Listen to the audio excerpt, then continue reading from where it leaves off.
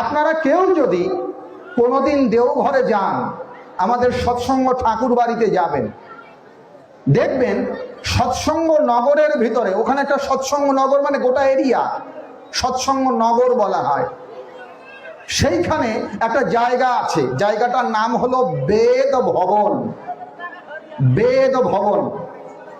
ওখানে কি হয়? ওখানে প্রতিদিন নারায়ণের শালগ্রাম শিলার পূজা হয় চন্দন তুলসী পাতা দিয়ে। প্রতিদিন ওখানে কি হয়? ওখানে প্রতিদিন বেদ পাঠ হয়। প্রতিদিন ওখানে কি হয়? ওখানে অগ্নিহোত্র যজ্ঞ হয়। জায়গাটার নাম হলো বেদ ভবন।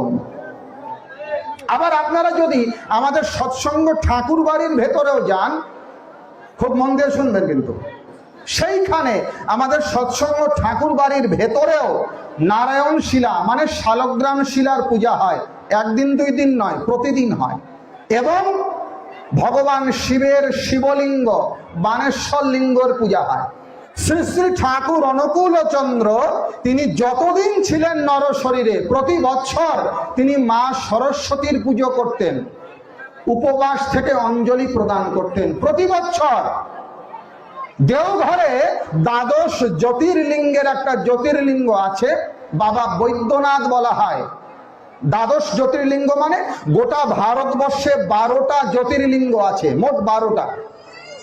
তার মধ্যে একটা ওইখানে আছে, তার নাম বৈদ্যনাথ।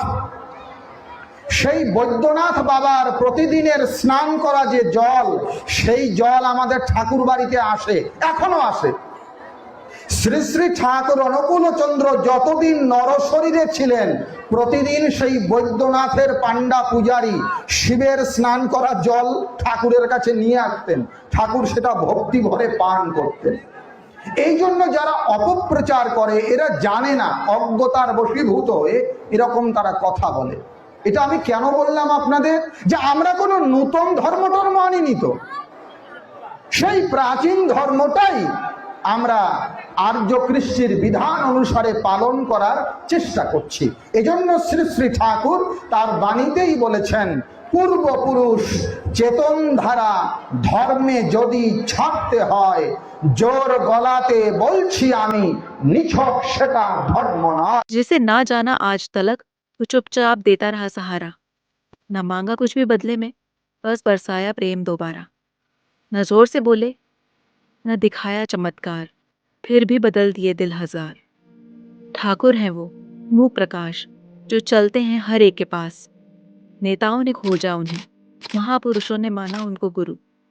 सुभाष ने झुका था शीश, कहा भारत को चाहिए यही स्वरूप अमर तू।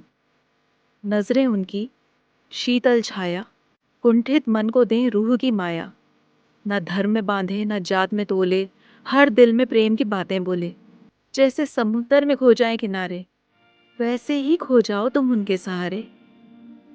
ठाकुर नहीं बस नाम कोई, वो प्रेम का सच्चा पैगाम है, कोई छलावा नहीं। अगर तुमने जीवन में ढूंढा है प्यार, एक बार पुकारो, एक बार पुकारो ठाकुर को दिल से एक बार। तुम हो मेरे स्वामी, ओ जगत के नामी।